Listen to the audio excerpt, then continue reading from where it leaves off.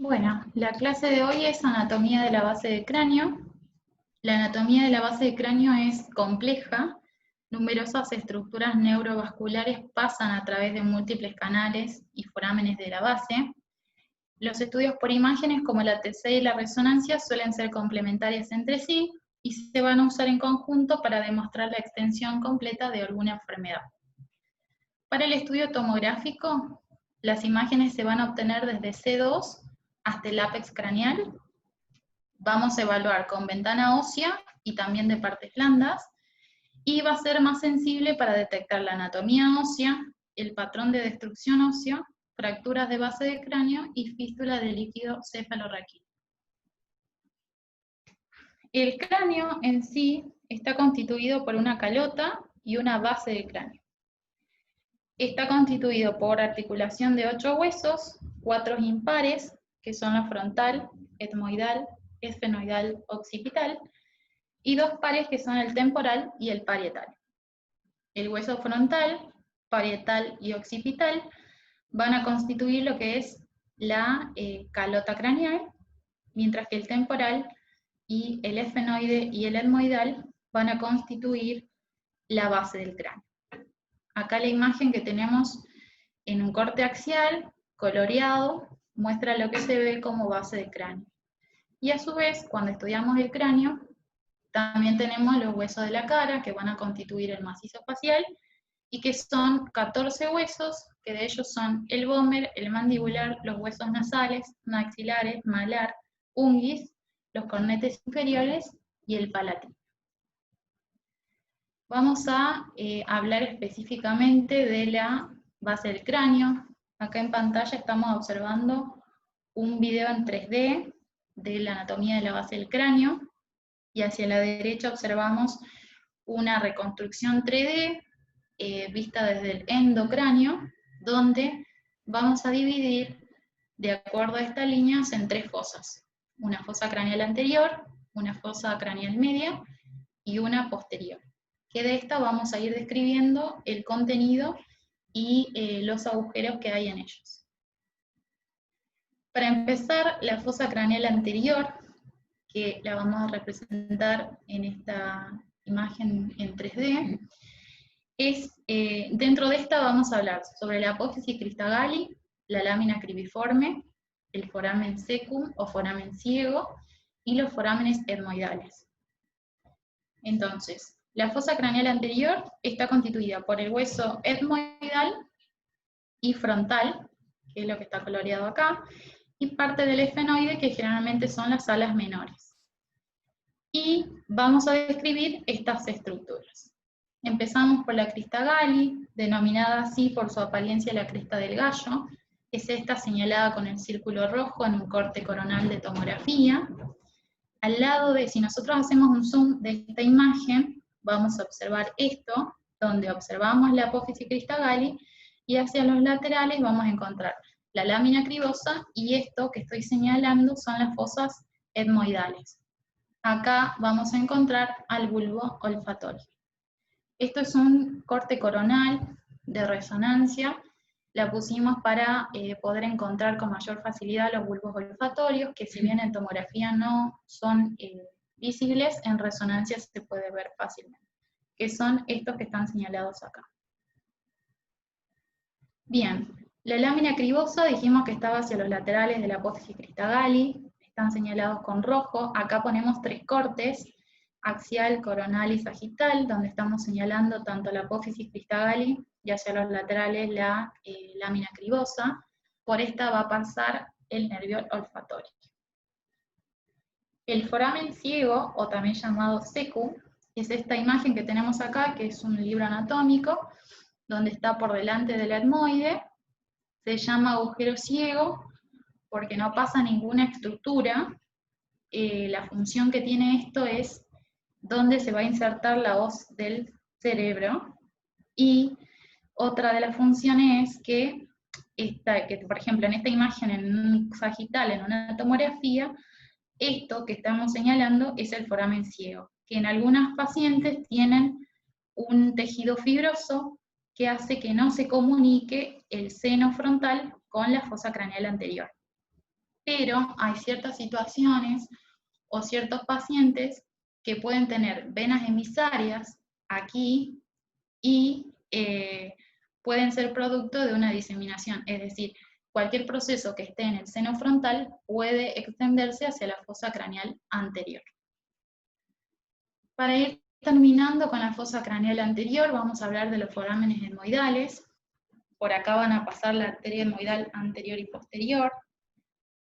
Y acá, en un corte coronal y más grande y señalado con flecha, vemos estos forámenes etmoidales que tienen la particularidad que comunican a la órbita con la lámina cribosa y van a pasar estas arterias, ¿sí?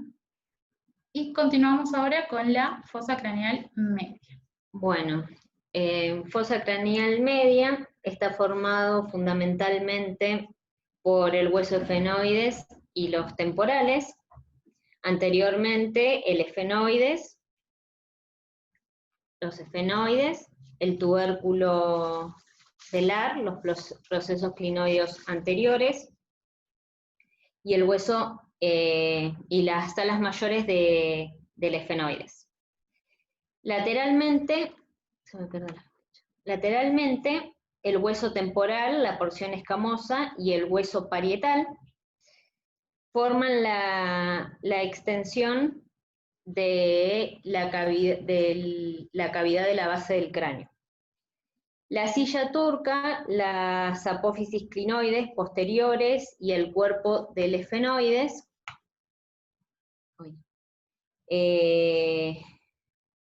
residen en el centro. Básicamente, toda la fosa craneal media va a estar constituida por el hueso efenoides. Las estructuras de las cuales vamos a hablar es del agujero óptico, la fisura orbitaria, el foramen redondo, el conducto vidiano, el agujero oval, el foramen espinoso o redondo menor y el conducto carotídeo. ¿Y qué pasa por cada uno? Acá tenemos el hueso efenoide, que para estudiarlo lo dividimos en 3 porciones, en una porción central, una porción lateral y una inferior. Esta imagen es una vista posterior, en donde vemos las apófisis clinoides, las anteriores y las posteriores, el dorso de la silla, donde vamos a ver, donde estarían alojados los senos cavernosos. En las partes laterales del alas del efenoides, del ala menor, tenemos la fosa craneal anterior y las alas mayores son el piso de la fosa craneal media. En la parte inferior tenemos las apófisis pterigoideas, que tienen 2 alas, una lateral y otra medial, y esta última parece un gancho que la función que hace es hacer de tróclea al músculo del velo del paladar. Acá vemos una imagen en 3D y una imagen en plano axial en tomografía, con una máxima proyección, está muy aumentado, en donde vemos todos los agujeros que encontramos en el hueso efenoides. Vemos el límite posterior de la cresta del hueso petroso, en la porción central de la apófisis clinoides anterior. La silla turca, lo que corresponde al seno cavernoso. Y en el piso es donde encontramos la mayoría de los forámenes y los agujeros, que vamos a detallar en las siguientes diapositivas. Acá tenemos el conducto óptico, por acá pasa el nervio óptico y la arteria oftálmica. Está formado por el ala menor del efenoides, donde van a transcurrir. Este canal atraviesa el efenoide, bueno, y alberga el segmento canalicular del nervio óptico, En esta imagen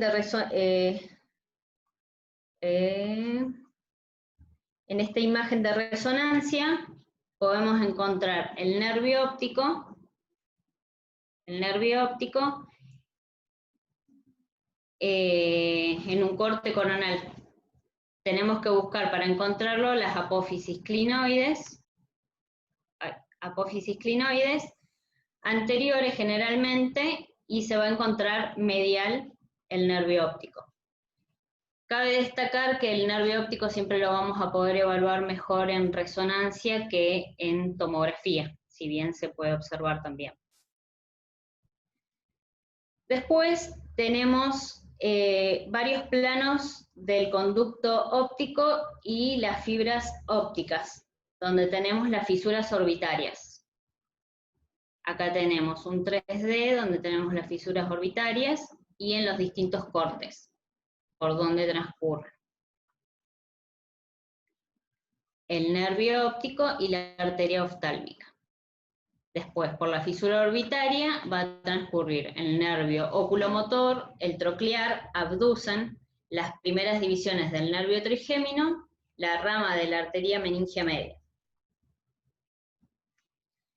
En la fisura orbitaria superior, esta fisura comunica la fosa craneal media con la anterior. Está delimitada por delante por el cuerpo del efenoides y hacia atrás con el ala menor del efenoides. Hacia inferior el ala mayor y hacia lateral el hueso frontal. En el corte sagital, que se va a ver mejor la fisura orbitaria superior, vemos arriba el ala menor y abajo el ala mayor. Y entre medio está la fisura orbitaria, acá. Por acá va a pasar el oculomotor, el troclear, el abducen, y la primera división del nervio trigémino, las ramas orbitarias de la arteria meningia media y ramas meningias recurrentes de la arteria lagrimal y venas oftálmicas. Después tenemos la fisura orbitaria inferior, que acá observamos en un 3D, en una imagen 3D, las dos fisuras, la fisura superior y la fisura inferior. En la fisura inferior comunica la fosa craneal media con la fosa pterigoidea o posterior. Después tenemos estos que los forámenes los podemos evaluar bastante bien en tomografía, si bien la mayoría se puede evaluar mucho mejor en resonancia. Tenemos el agujero redondo mayor, el agujero oval y el agujero redondo menor, cada uno con sus contenidos. El agujero redondo mayor, donde pasa el nervio maxilar, el agujero oval, donde pasa el nervio mandibular, la arteria meningia menor y el nervio petroso menor, y el agujero redondo menor, donde pasa la arteria meningia media. El foramen redondo menor o foramen espinoso comunica la fosa craneal media con la fosa pterigoidea. No sale el nervio, sino sale una rama importante. Acá lo que vamos a ver es la arteria maxilar en su porción pterigoidea, dando su primer rama ascendente, que es esta, que corresponde a la arteria meningia media, que entra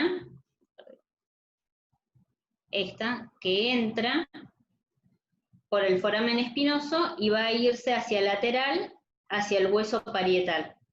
Esta es importante y hay que tenerla en cuenta por los hematomas epidurales en el trauma.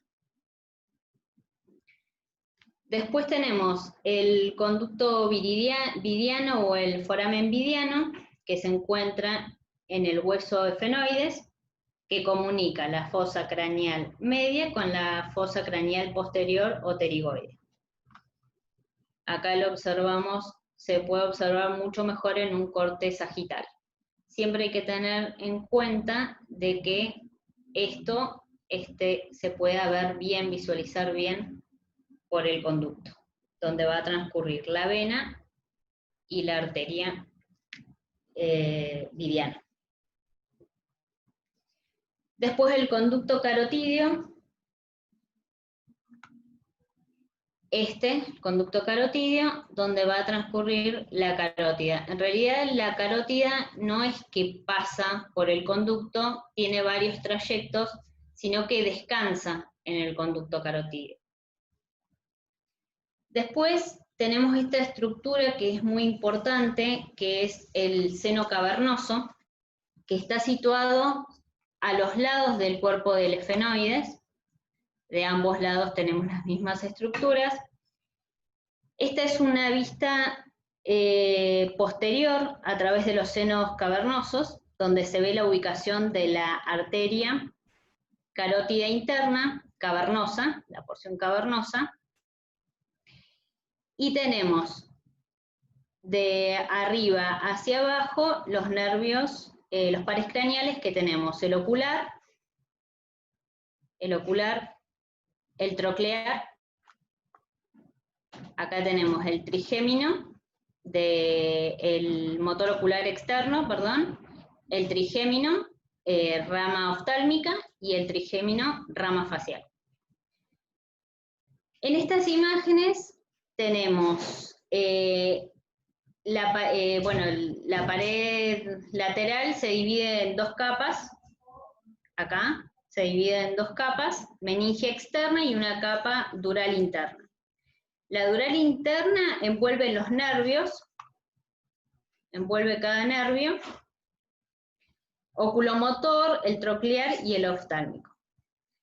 Acá tenemos una tomografía de un paciente que tenía una trombosis del seno cavernoso. Este paciente presentaba un cuadro de cefalea y se correlaciona con la resonancia, en donde se ve la hiperintensidad de la señal que está marcada con las flechas.